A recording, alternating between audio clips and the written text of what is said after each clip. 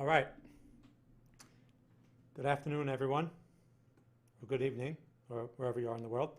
This is Mark. Hope everyone is doing well. Thank you for joining me for another Greenbridge Investing market analysis here. I'm streaming on YouTube live. And so in this session, I'm going to talk about the situation with Bitcoin and the altcoins. I mean, that's really why I titled this thing about Bitcoin, because there's been a lot going on there. And we've sent out some trades recently that I want to go over the reasoning behind. Also, the stock market. We need to talk about that because there's another very interesting candle that's looks like it's going to close that way today. And that's going to be a very important thing. So those are the two main things I want to focus on. Of course, I want to take a look at some forex as well, since we have that dollar Canadian, which is starting to go our way now. So with that being said, if you have any stocks or any other symbols that you'd like me to analyze, please share them in the channel now. So by the time I complete my analysis, I can take a look at your symbols, okay, and make this session even more valuable to you. By the way, if you're new to Greenbridge Investing, make sure you check out our website at greenbridgeinvesting.com. Also, if you like this channel, please subscribe to the YouTube channel here. And if you like the video, give me a like. Let me know that you like it, okay? Encourage me a little bit. Also, special announcement. We are not doing our podcast on Mondays anymore. We're going to move our podcast to Tuesdays at the same time, okay? 4 p.m. Eastern time. So it'll be, instead of today, our podcast will be tomorrow at 4 p.m. All right? And we're going to try that. It might be better for everyone's schedule and all that stuff. Plus, we have some improvements there, too, that we're going to be showing everyone. So let's get this thing started. This is for educational purposes only. For investment advice, please consult a licensed investment advisor. Now, let's begin. Actually, today's Monday. So even though I have the Bitcoin chart, hey, Michael, good evening. Nice to see you. Even though I have the Bitcoin chart, you know what we have to go through real quick. And I took a look at this earlier. There's nothing going on this week, okay? There's pretty much nothing going on, but I want to spend at least a minute talking about this. So let's start out with what's today, the 24th. So we have, for the US, we have this capital goods orders, whatever, that's not a big deal. Durable goods, not a big deal, okay? Usually does not create any type of significant price action. Then we have this Jackson Hole Symposium. I don't know why they do this. Okay, this is just, I guess they like to have, you know how like when you work for a company and they want to have like an excuse to take some time off, so they have like a big meeting and everyone goes to the meeting and they call it, they call it some kind of work. It's it's a conference, they call it, or some kind of nonsense. I think it's the same kind of thing. Anyway, what we have to watch out for something like this is the Fed chairman obviously will be there. And if anyone hints at anything that the market doesn't like, it can surprise. It can come out of nowhere and surprise the market. So although this is just basically like a break for these guys, and they're going to make all kinds of drama about it, they always do. That's what you have to watch out for. And a chart will not be able to help us predict or anticipate such a surprise. Okay, if the guy comes out in his speech and he hints toward raising interest rates, I mean, it's just an example. The market's not going to like that. Okay, so just be aware of that. Then we have, for the Swiss, we have gross domestic product. That's not really a big deal. This symposium, by the way, this is on Thursday, right? I guess it starts on Wednesday and it goes till Thursday. So it's 2 days. So just something to keep an eye on. Okay, and see, look, Fed Chair Powell's speech. Where is he going to give that speech? At the Jackson Hole Symposium? Probably, right? Because he's got to be there. So got to watch out for this. It could be a non-event as well. All right, usually they're non-events. I'm just saying. Then we have, okay, the Bank of Canada, Governor, whatever, McLeod's speech. Okay, this is interesting because we are in the dollar Canadian pair, and we've been in this pair. We've had a couple of stop outs in it, and we're waiting for this pair to bounce. It has a lot of potential to move, at least a couple of hundred pips. We just need to see that bounce off the US dollar which I think it's setting up for that, right? So, but anyway, this speech can be helpful, or it could be, you know, a liability. So I don't know. We have to see how that goes, but we should at least be aware of it. All right, so the symposium and the rest of this stuff here going into Friday, Canadian GDP, you know, whatever. Okay, I mean, hopefully we'll at least reach one of our targets before then on this thing, but we should at least be aware of it. Other than that, you know, Bank of England Governor Bailey speech on, what is that, Friday or Thursday? Oh, yeah, Thursday. I wouldn't worry about that. Oh, no, I'm sorry, I can't see. I think that's Friday. All right, anyway, so the point is there's really not a lot going on this week besides that symposium. That's probably why they schedule it for this week. All right, anyway, so let's move on and let's get to this whole Bitcoin situation, because I titled this thing Bitcoin Breakout. You know, 12,400 is going to happen this week. Let's talk about, what I want to talk about here are a couple of scenarios that we need to be aware of, because again, a chart is not 100%, right? A chart's not going to tell us everything. It can only give us clues, and then we have to make bets. We basically have to risk money based on those clues. Now, these clues that I'm talking about come from really two areas: price structure and price action. They don't come from like an oscillator, okay? Not on this time frame anyway. So here's the situation. We've been dealing with this resistance on Bitcoin. Now, Bitcoin gave us a signal, a new signal at this 750. What is that? 11,694. So that's why on TradingView I wrote 750. Now, we didn't send that trade out specifically to our members because we sent out Ethereum the night before, and we don't want to get everyone too long. It's the same trade, okay? If you're long Ethereum, which by the way is active now, it's basically the same idea, except just Ethereum has more potential to run faster.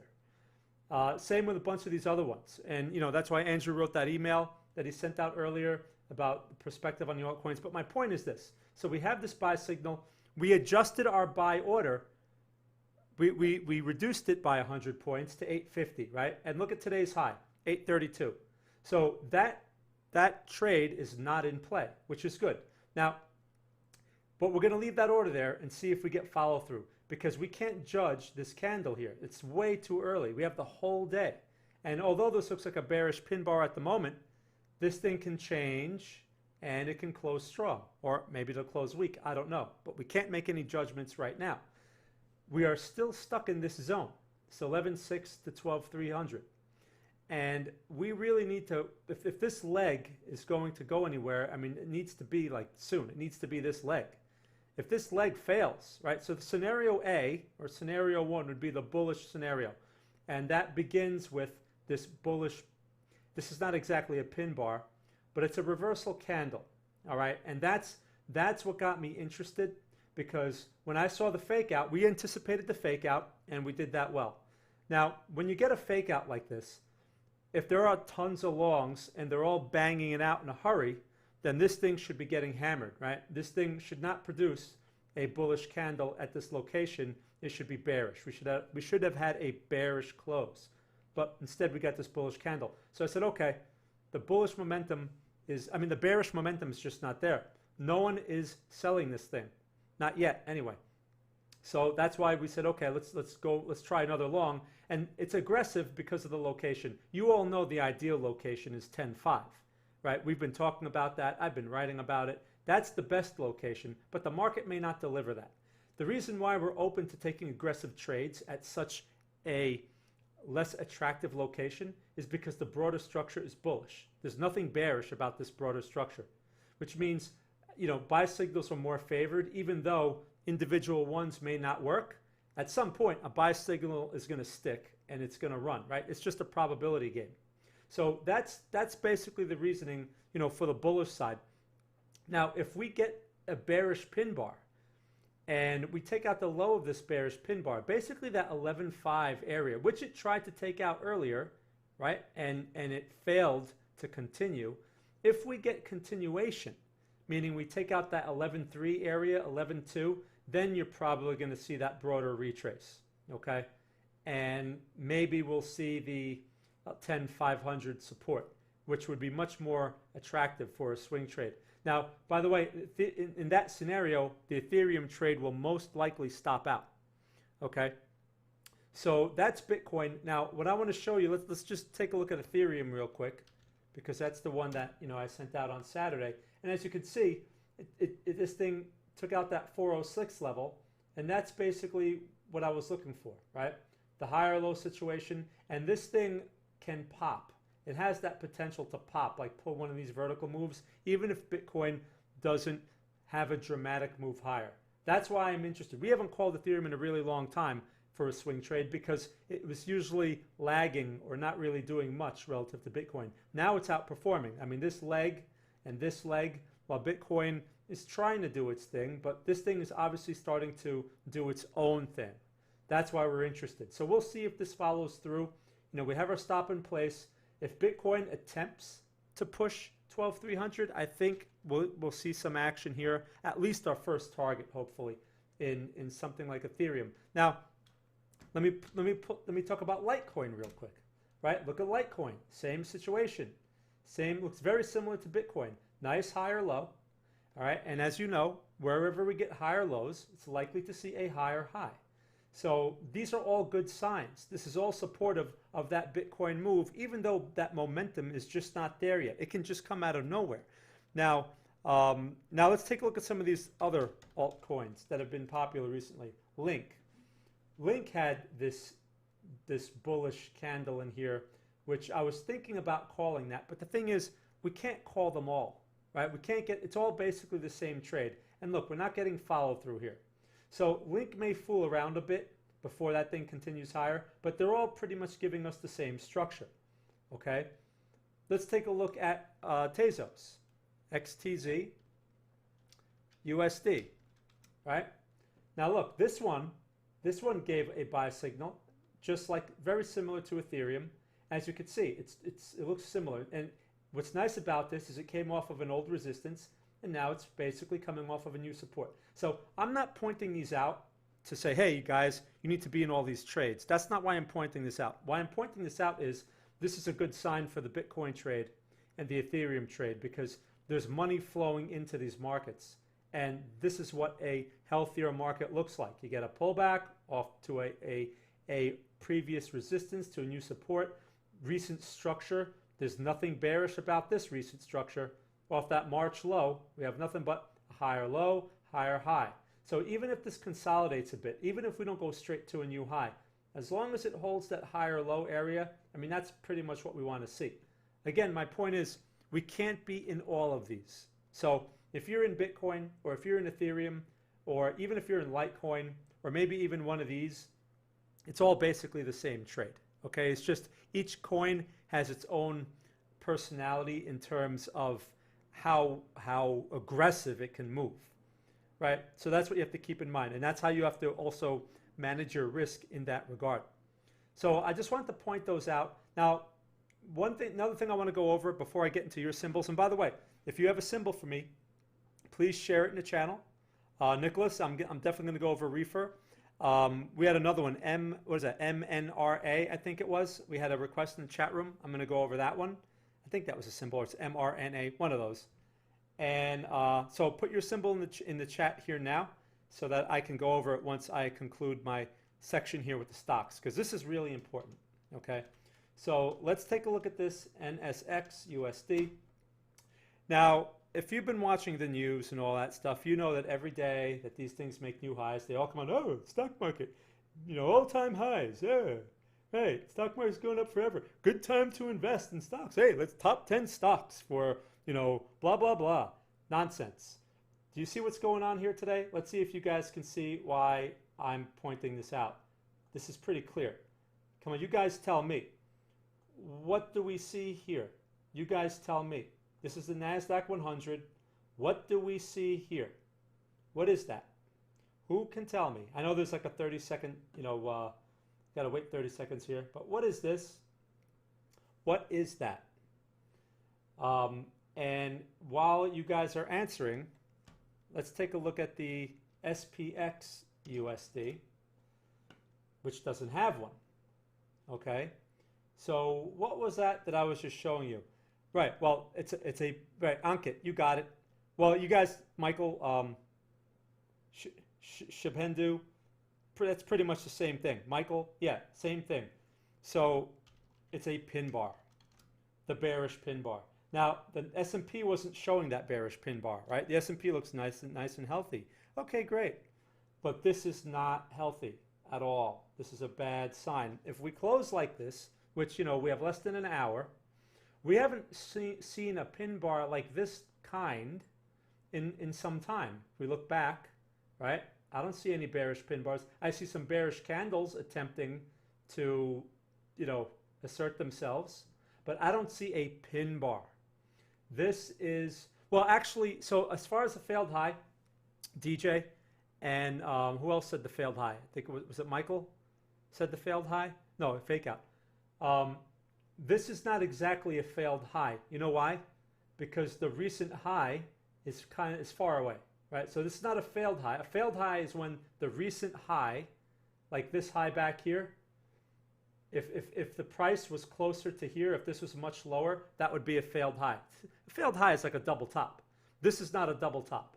This is just a single peak. Right, and that's right. There's no confirmation. It's just, the market's still open and it can change. I mean, it has 40 minutes to change.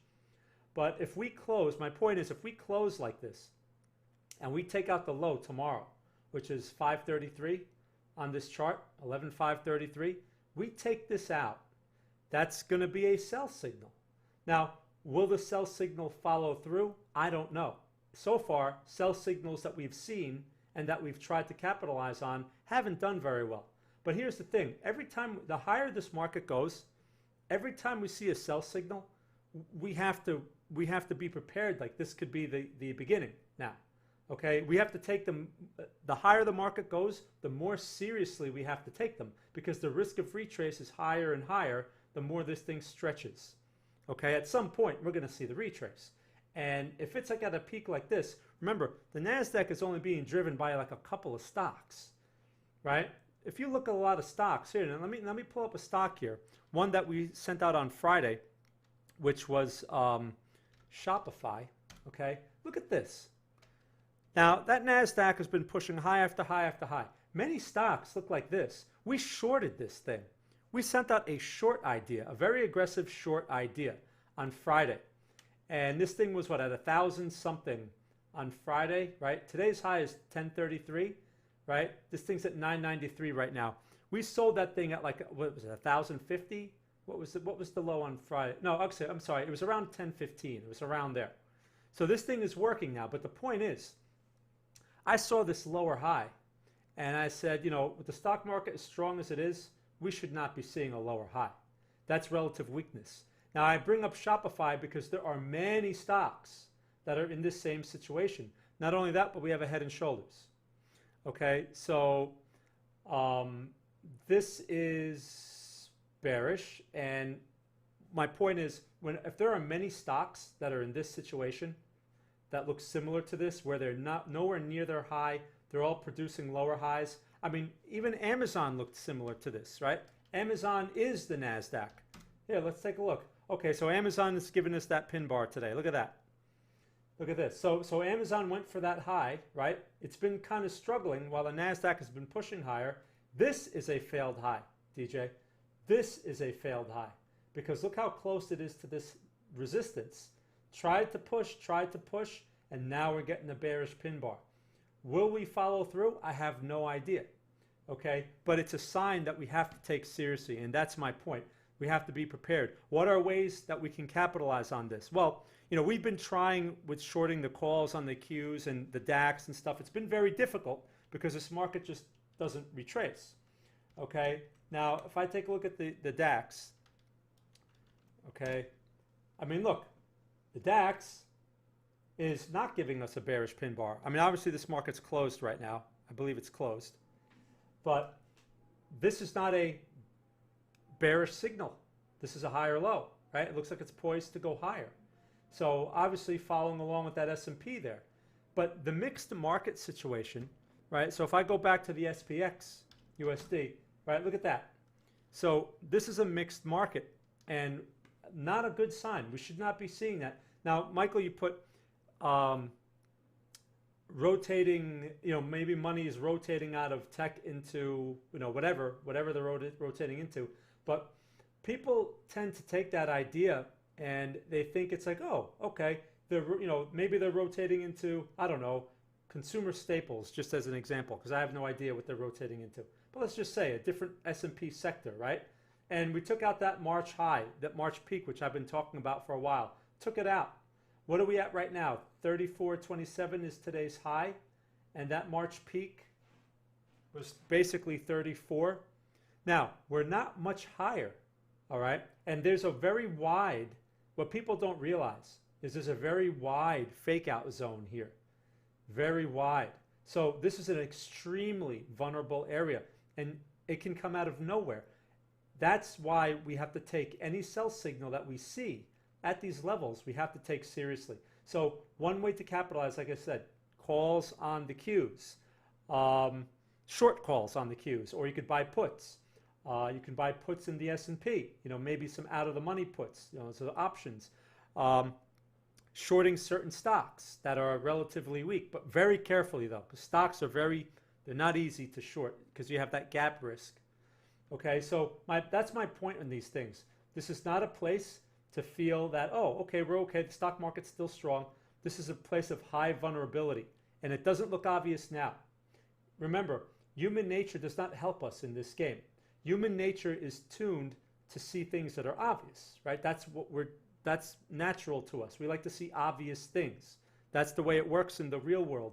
But in this abstract world of randomness, which is what we're looking at here, we can't actually see what's going on. So obvious won't help us. We have to look at what's not obvious, and we have to really use that as our guide. Human nature is a liability in this game. You have to understand how to capitalize on the weakness of everyone else, right? People that are acting according to their human nature. People that are buying highs because they think it's strong, right? That's going to not work out very well. You want to be buying things when they're near lows, not highs. The most risk is here at these levels. So I know I keep harping on that. I'm going to stop talking about that now. But I just wanted to point that out so that, you should at least be, if anything, if you're not selling calls or buying puts, or if you don't want to be bearish. And again, just for the retrace, I'm not talking about a bear market here, but if anything, the least you should be doing is reducing risk, okay? And taking partial profits off of winners, taking something off the table. Capitalize on the buying while it's there. That's really all you can do here, besides day trading, right? This is an environment for day trading. Maybe even some swing trades, which what we're open to, but like I said, quick profits. No long-term stuff here at these levels. Okay, so those are the two things I wanted to really go over. Now, one other thing, I just want to talk about the dollar Canadian really quick, because this thing has given us such a hard time, and look, now it's starting to perform. Okay, a lot of patience required for this thing. We got stopped out of this thing 2 other times, and this trade that we're in now, which you sent out earlier the previous week, was giving us a hard time for a few days. Now, maybe most of you may not be in this trade, because I know we don't have lots of forex traders, but you can learn a lot of valuable lessons from a trade like this, because we took this trade on a technical reason. It's a swing trade. We went against the fundamentals of a because fundamentally the US dollar is weak, and it's really, that really hasn't changed yet. So, if I was arguing with an economist, they'd say, oh, you're crazy for buying the dollar against the Canadian. I mean, that's just stupid. Well, but technically it was in a very attractive location. And now, it has a lot of potential to at least correct, even if the fundamentals don't change. That's all we're looking for. To be in this trade maybe a week, maybe 2 weeks, whatever, maybe 3 weeks, and we're out, okay? You can see the targets here. So I just want to point that out. This is what a buying opportunity usually looks like. This is counter to human nature. People would normally, the casual observer would see this and say, oh, it's a short. The trend is bearish, but this is not really the trend, okay? The momentum is bearish, and that really hasn't changed, but the trend is defined, as you all know, because I've mentioned this many times, the trend is defined by that structure right there. People lose sight of that and they focus in on all this other stuff. So that's what I want to point out, because you can have other markets that look like this, and that's where like stocks like Research Frontiers, which recently stopped out, and even STNG, those trades were based on the same concept, all right, and they got stopped out. Anyway, so I just wanted to cover those things. Now let me start going through your questions here. I know first one we had, I'm going to go from the chat room. We had mRNA. So let me just go to mRNA real quick. Let's take a look at that. Moderna. And we had a question about this. So, you know, I could see why there's some interest here, because we have a pullback, right? We have a pullback off of a high. Now look, you see that? That's your inflection point. So not only do we have a pullback off the high, but we have an attractive location. That's all good. What we don't have, though, is a candlestick setup. This candle is no good. I would not be getting long on such a candle. So the location is definitely worth keeping a close eye on, and this thing does have potential. The other thing that you have going for this, it's not exactly a market follower, right? This thing kind of does its own thing. So that's a good thing. It's not highly correlated to the market. I would wait for a bullish candle, at least if anything, a green candle, at least. Okay, take out this high here at 67.80. You have some room, even if you don't push the high. What's this high here? 95. So there's $30 of potential in there. And let's assume you don't even push the high. Let's say this thing makes a lower high and goes halfway. You still have 82.80. There's still some potential in there, right? There's still some nice potential, at least $10, $15 worth of potential. So that would definitely be worth the risk. Just there's no setup, so we can't really measure or define risk clearly from this point just yet. But I definitely like the general structure, and we're coming from obviously a bullish, generally bullish structure. Remember, these types of stocks are usually very sensitive to news and very news driven.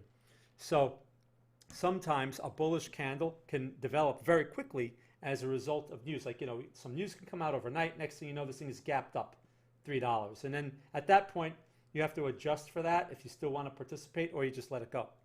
All right, so that's that one. Okay, Ankit, so nice to see you. So let's talk about referral solutions, whatever that thing is called. Refer. Let's go to that one. Right, from Nicholas here. Research Frontiers. I can never remember this name.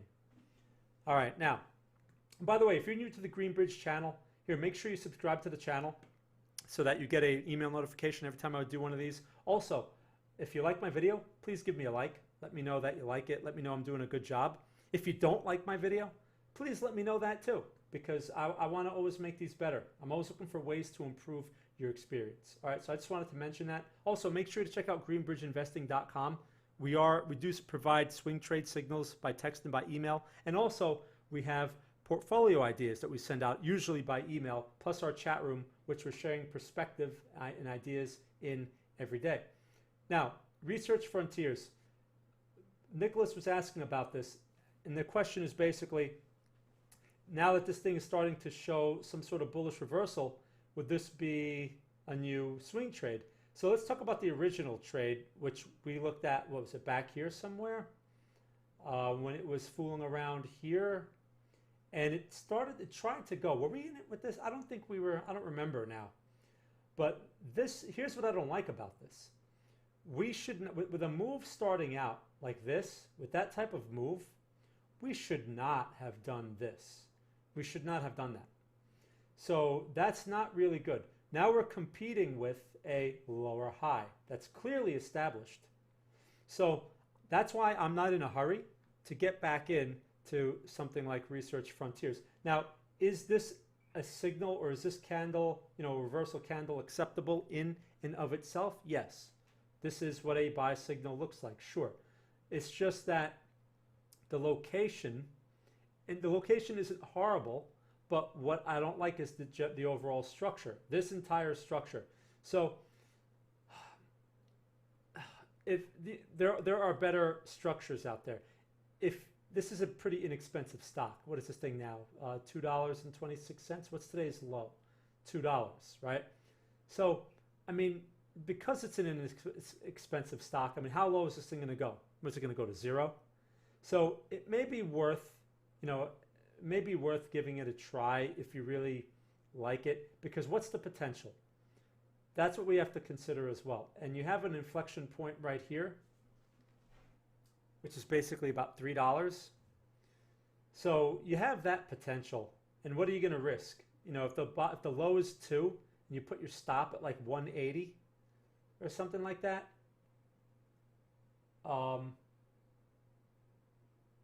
that may be worth the risk, right? You're risking basically 50 cents or more, maybe 60 cents to try to make $1 or a little over $1. The reward risk makes sense. It's just I'm not too crazy about the general structure there. Now, you can argue and say, but isn't this structure the one in play? That's the broader structure and it's bullish. Yes, that's true, but we are now competing with a very distinctive lower high. So it's sort of, when it's very clear cut like that, it cancels out this.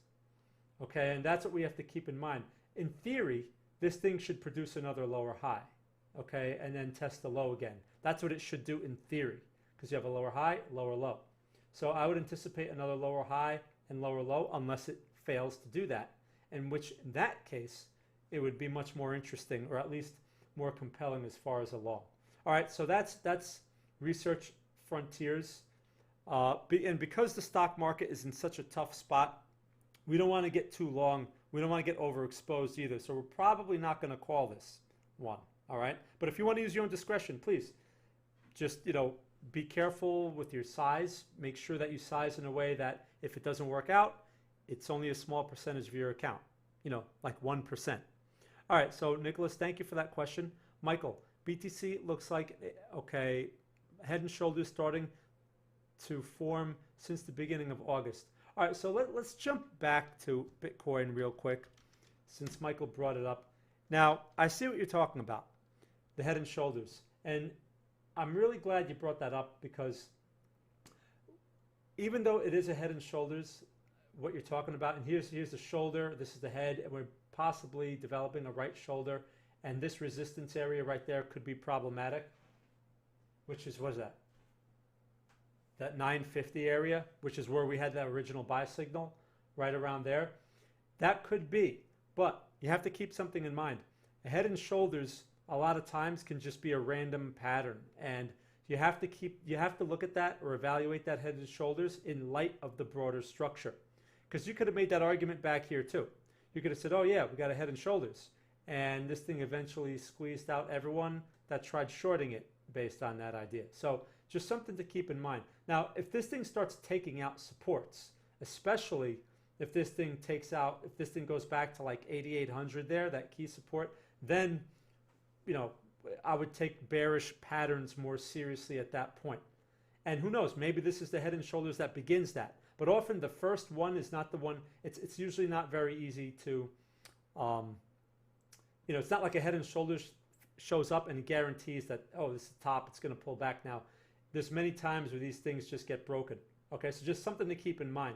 We are looking at that, but we're also looking at the broader structure and these higher lows. And the fact that, like, when it does something like this, when it sells off, when it tries to break out and fails, the sell-off should be much more dramatic than this. Should be a lot more dramatic than that, and it's not. So that's what we're looking at, those subtle signs of strength as well. All right, so thanks for bringing that up. Let me see. So, yeah, and that 10,500, I mean, it's still possible that we pull back to there. And we'll be very happy to go along there if we can get a setup. All right, Pow, thanks. Can you look at VUZI? I bought it off the higher low. Okay, but now it's had a 10% retrace. Okay, let's take a look. VUZI, hold on. By the way, tomorrow, everyone, it's going to be our podcast. We're rescheduling our podcast for Tuesdays at 4 p.m. Eastern Time.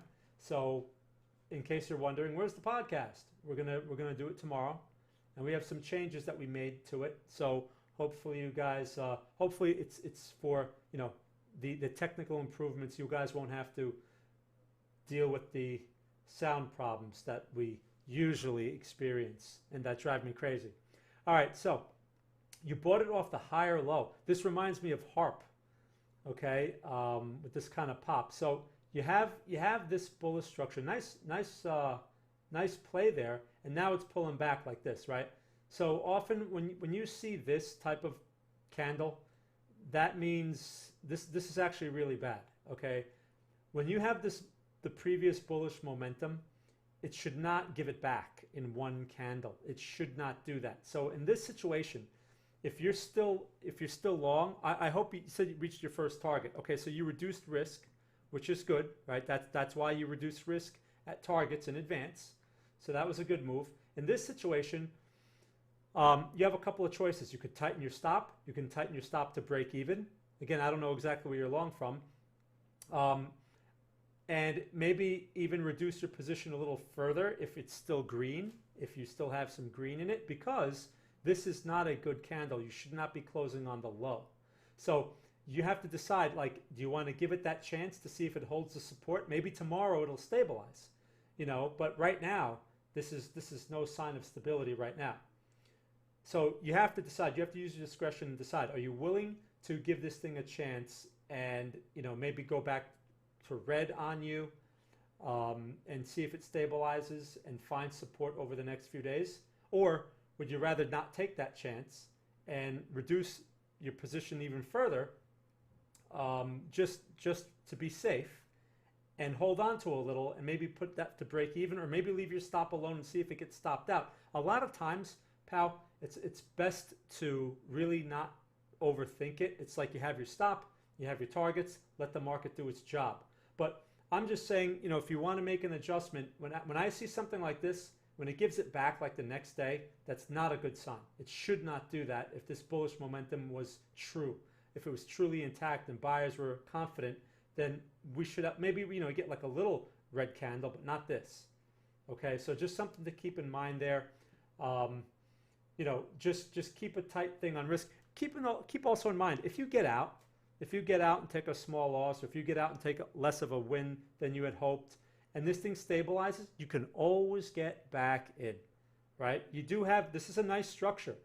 You do have a nice higher low, and in theory, you really should not see a lower low. What you can get here is a failed low. It may push all these longs out because they all jumped in, they all get pushed out. You may get that failed low here, and that would probably be a good spot to look for a new long, especially since it corresponds to that old resistance back here. Okay, so nice chart though in general. I like the chart. So thanks for bringing that up. I hope you found that helpful. Okay, so that's POW. Let's see here. What else do I got? Can you share a couple of stocks that you were talking about? I would like to buy puts. Shopify and Amazon are expensive. Okay, DJ, that's good. You bring up a very good point. So let me just pull up Shop real quick, right? Because again, there are many stocks in this type of position. Now I know this is an expensive stock, right? And a lot of people, you can't even buy 100 shares of this thing. Like, I understand. But one thing you can do, just something to keep in mind, is for a stock that's this expensive, or a stock like Amazon, which is 3 times this, or even a stock like Tesla. Tesla's a different story because Tesla doesn't have this structure yet. But when Tesla does have this structure, you can always short the shares outright, just a smaller position. I mean, just think about this from a very small position perspective. Think about if you just shorted 10 shares, okay? Just 10 shares. This thing moves a point, that's $10 profit, right? Or $10 loss if it goes against you.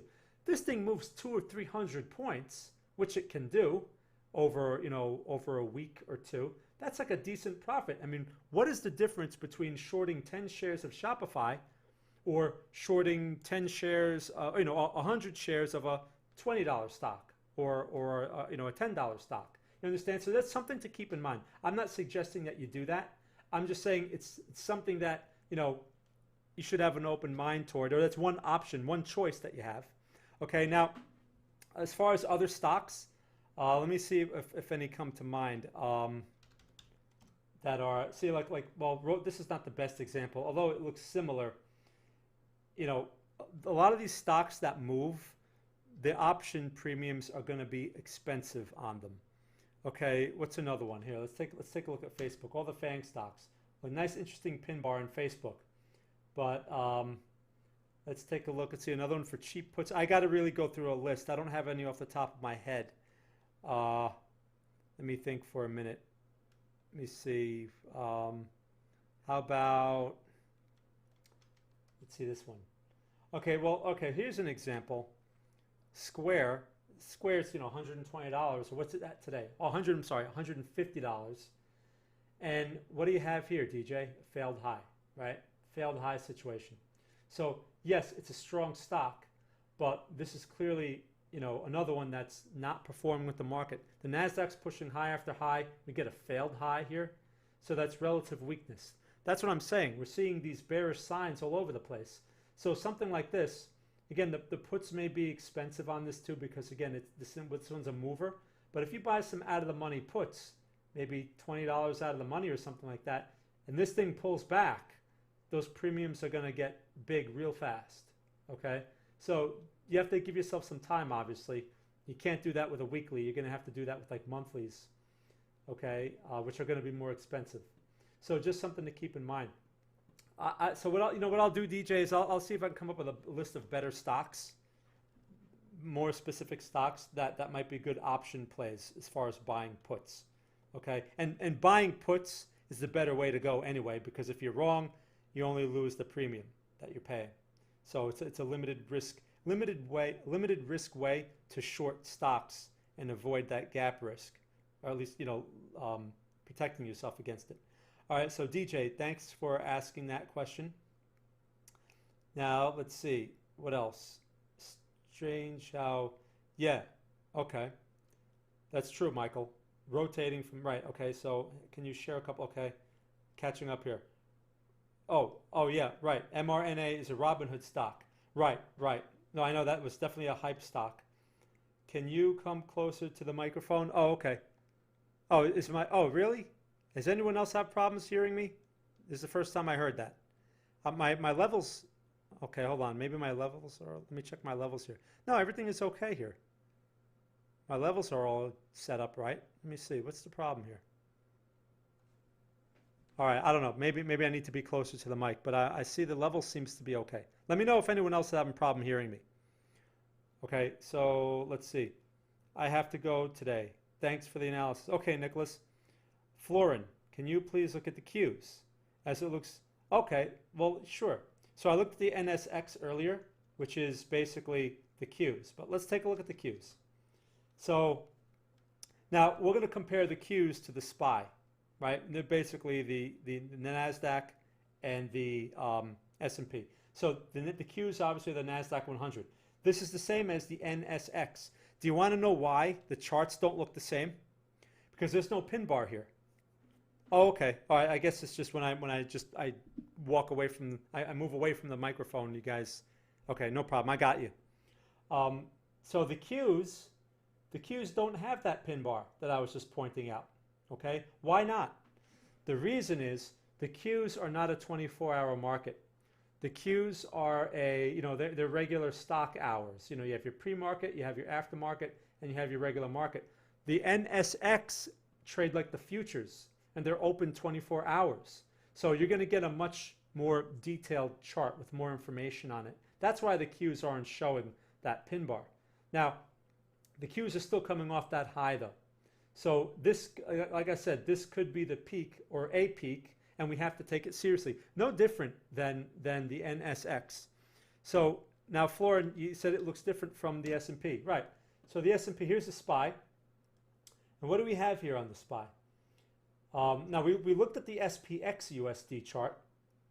And here is the Spider ETF. Same situation as the Qs. It's not a 24-hour market. This here opens and closes like a regular stock, right? Because it's an ETF. And you have a gap. Look at this gap. you have this nice gap in here, and this right here, that could be what's called an exhaustion gap. And again, it's gapped way above, right? So 339 was the March peak. And what are we at right now? 342. Wow. So yeah, that's impressive, except that what you don't realize is because we had such a deep pullback, and this goes for the NSX also, and the SPX USD, it's the same idea. Because we had such a dramatic retrace, the size of this pullback here is actually still in play. Because of that, this thing has some room here where it can still fail. We're not out of that reversal boundary zone yet. There's a zone in there, and we're not out of it yet. So although this can lure a lot of people in to think, oh yeah, the stock market's doing as great as it's ever had, and blah, blah, blah. Very vulnerable area. So I know it's not obvious, I understand, and the charts don't look the same, but you have to basically go by the one thing is that you're still near this high, and just like I was pointing out to DJ before, this can turn into a failed high, all right? Because it's not dramatically higher than that March peak.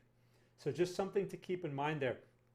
Now, so Florin, so again, in a situation like this, aggressive things to do in a situation like this would be to sell calls. That's very aggressive, all right, and be very careful with that. Or buy puts. In a situation like this, the puts are going to be cheap.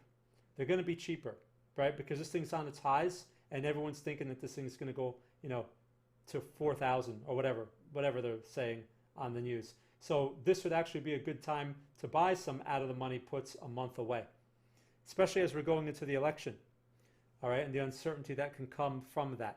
So just something to point out there. It's the general location. It's always the location and how the candles are behaving around the location. All right, now, I am looking for a short here. Right, and you know what, Florida, I'm all with you. I'm with you on that. I would be looking for a short too. What we don't have is a setup, all right? But here's the thing. How much higher can these things go? Now, I know I could have said that here. I could have said that here, and it keeps going higher. But at some point, they're going to turn, okay? And we're not going to see that point coming. So that's why options are a good way to go about it, because at least if you're wrong, the risk is limited. If you're long options, meaning you buy puts, okay? If you're wrong, you lose your premium on the puts, and that's it. But if you're right, that's when you can get a home run in something like that. So I know Andrew's been talking about that, and we're going to look at that more carefully because maybe we'll put on another aggressive options trade in this situation. Because, I mean, this, the failed high probability is high in this location. All right, so I just wanted to point that out. Michael, can you go over Workhorse? Yeah, sure. So Workhorse has been very, requires a lot of patience, right? Like the Canadian. We've been in this trade for what, 2 or 3 weeks now? And I called this thing as a limit order. I think it was back here. What was it? Back in July, was it? And it's trying to go. What's working for this thing, what's working for Workhorse, it's quite a workhorse there, okay, enough of the bad jokes, is you do have this consolidation area, okay? You do have this thing here holding. It's one broad high or low. I mean, I could draw a nice rectangle on that, and that's what you have going for it. On top of that, Michael, you have a pin bar today, which is a nice sign, very nice sign. Now this thing, if the market has that broader pullback, this thing may break the supports, but as long as it does not break the support, as long as it keeps holding like this and it's not going to our stop, we just stay in it, okay? Now, I think it missed our first target by like 50 cents, right? Missed our first target, but with the higher low, this thing has some room now, and I would just hold on, okay? Hopefully we could get that first target. Now, if we fail again in this area, okay, these high 18s or whatever, we fail again, I'll probably get out of the position. I'll probably send out an early exit because it's like, especially with the location of the market, I'll just take whatever I can and get out, okay, at that point. But I mean by fail, is, do we see a bearish candle, a sharp one like this? Do we see a bearish pin bar develop up there? Do we see anything like that? If I do, then I'm probably going to do something with this, because it's like, we've given it enough of a chance, and I don't like the location of the market. Okay, so that's your answer there. Now, hold on a second here. So let me see what else I got. All right, so, okay, good. Okay. Oh, okay. Ankit, when you are, oh, okay. All right, so now do I have any other questions? Great questions, everyone. Great questions. Let's see, so DJ, hold on. It's okay, you can share it. Okay, I think I answered DJ's question. Oh, yeah, right, with the stocks. Okay, can you look at SXP? Sure, let's take a look. SXP, and thanks for putting the fact that it's a currency in there, an altcoin, because then, I'll spend 20 minutes looking at some stock, and you're like, no, that's the wrong one. Okay, so now here's the thing. Well, very similar to Ethereum, very similar to Bitcoin, this setup actually looks just like what's going on in Bitcoin. You do have a bullish structure. Now, obviously, I can't see what's gone on previously. I don't know if this, if there's more data here, there probably is. But we can work with this recent structure, right? Because this goes back, a month and a half there. Okay, we could work with that. We have this corrective structure that's been in play here, and definitely a good location to consider a new long. Now, what's tricky about this, though, is these three little candles. So you started out with the pin bar, which is, well, actually, it's not really a pin bar, but it's similar. It started out pretty good, and it's trying to make its way higher. And this is my concern with Bitcoin, too. If this structure fails, you're going to get a lower high, and that's why I don't like buying into these. I usually don't like buying into these because they can be very difficult. They can work out too, but the probability, it's like a 50-50 type of trade, I'd prefer to see a retest of the low and a failure to go lower. That's what I would like to see, basically a double bottom, especially off of this old resistance right here. I would really like to see that. And that we may get that across the entire space. We may see that like in Bitcoin and all that stuff if this leg cannot follow through. Now, so I don't know if you're in this, but if you're not in it, is this a place to buy it now? Well, because the entire market, the general space has been seeing a lot of new capital coming into it, taking a chance on a buy signal is not a bad idea.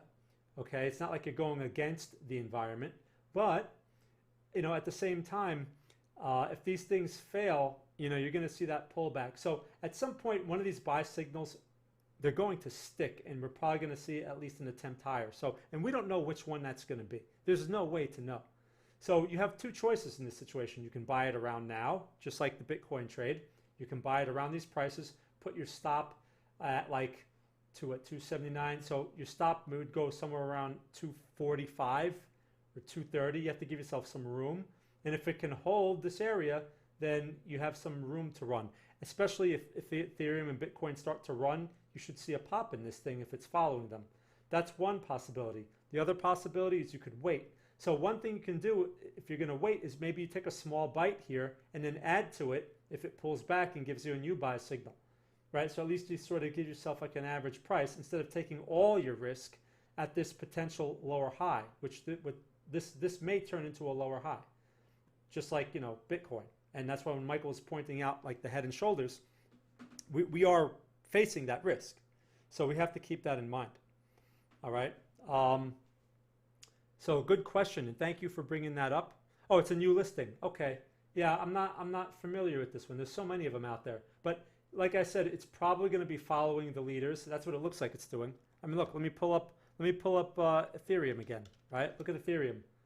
If I could pull up the right symbol, then you could see it, right? Okay, so I mean, look at Ethereum here. Actually, Ethereum looks a little bit better than that, but it's the same idea. Where are we at right now? 408. All right, our trade is up $2. Nice. right? So anyone take that Ethereum trade?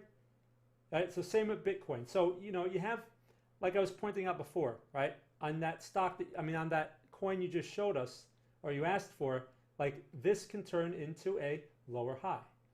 And that's what the risk that we're facing. That's one of the risks that we're facing. So going back to XSXP, USDT, remember those altcoins, especially like these lesser known ones, they could be lottery tickets, but a lot of times they're very highly speculative, and just have to keep that in mind as well. Definitely don't want to be taking really big positions and thinking that, you know, you got the next Bitcoin or anything like that. That's usually a bad idea. Even though you'll see people on YouTube or you'll see people on Twitter, oh, I just made 10,000% because I bought, you know, I bought this whatever. I bought Link when it was 50 cents and I bought $10,000 worth. Right, happened to work out that one time. You know, speaking of these, look at this. And this is why I bring this up. Look at this.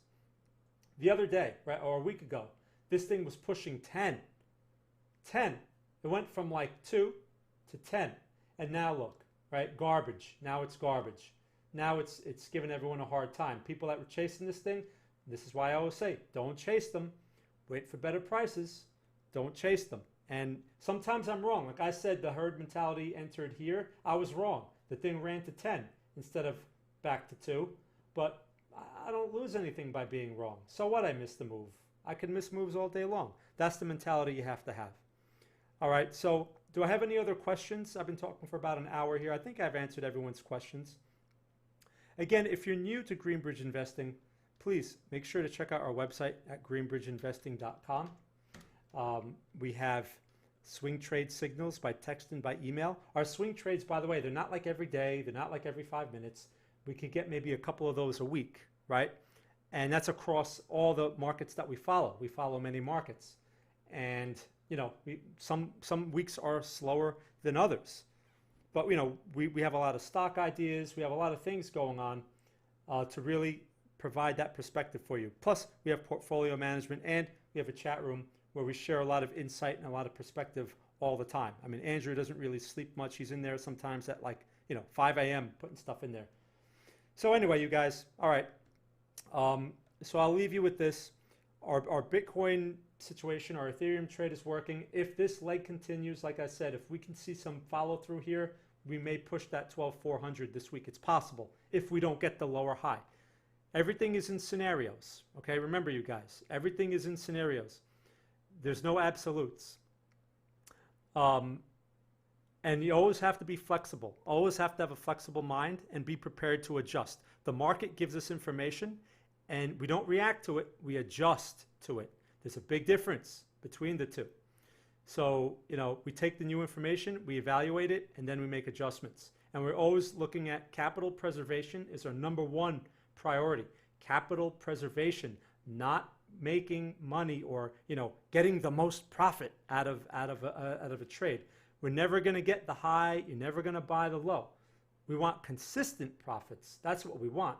And the way we achieve that is by careful risk management and having the mentality of capital preservation, which is really being defensive. You know, we're always looking to be more defensive and adjusting that to sometimes being more aggressive when it makes sense to do so. All right, so we're always adjusting to new market information. All right, you guys, so I'm going to leave you with that. Yeah, DJ, no problem. I'm going to go over it with Andrew. I'm going to see if we could find some good ones for aggressive puts, because I definitely think there's a lot of potential out there for that type of position going into the next couple of months. All right, so I want to thank you all for spending your time with me here today. Your time with me here today.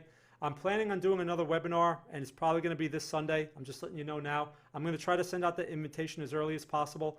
Make sure you check out our podcast tomorrow at 4 p.m. Eastern Time. All right, we're going to have some new technology work in there, so hopefully you guys appreciate or like the improvements. You could, if you don't, I'd love to know, because I'm the one that's been working on that stuff. So make sure you check that out. Subscribe to our channel here so you'll get the email notification when we do our show tomorrow at 4 p.m. That's when we also call the trade of the week, which you saw HARP, right? HARP worked out It went to, it's what, 2 targets, and then it gave it all back. It went to, you see how it worked, DJ? 2 targets, gave the whole thing back pretty much. That's why we use targets. So, all right, you guys. Again, thank you. Thank you for all your great questions and all your participation. I hope you learned something today, and I will see you next time. Enjoy the rest of your day. Thank you.